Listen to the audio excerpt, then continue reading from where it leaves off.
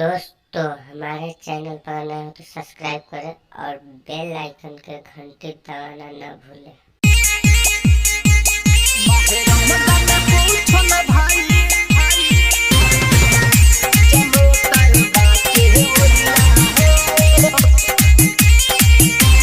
Music by Jaydeep माही।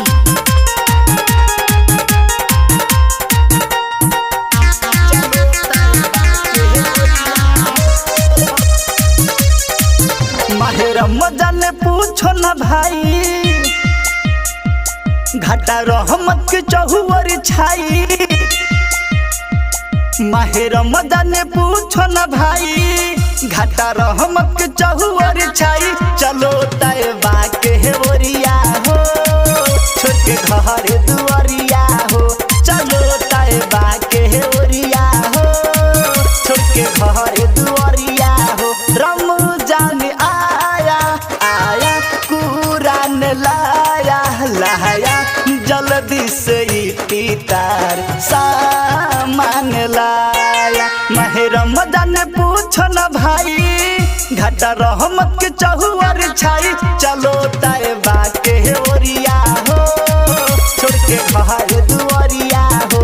चलो तैबा के ओरिया हो, छोड़ के घर दुआरिया हो।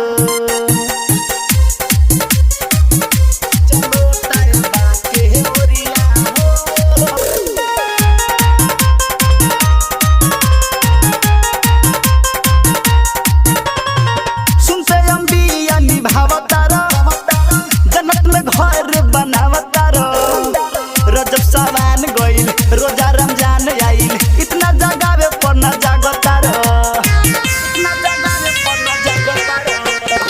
सुनते अंबिया निभावतार, जन्नत में घर बनावतार।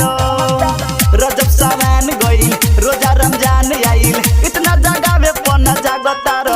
रोजा सुबह जल्दी से उठ जाई, उठी जल्दी से सेवरी खाई। चलो तैबा के ओरिया हो, छोड़ के घर दुआरिया हो। चलो तैबा के ओरिया हो, छोड़ के घर दुआरिया हो।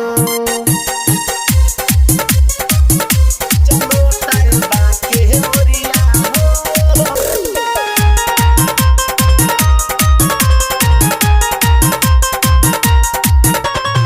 बिस्तर के काहे नहीं छोड़ता सतन के फेरा में रहता रो। रोजा रमजान रहते एहसान नाला दिन सहके, बबुआ मुन्ना तू बतावता रो।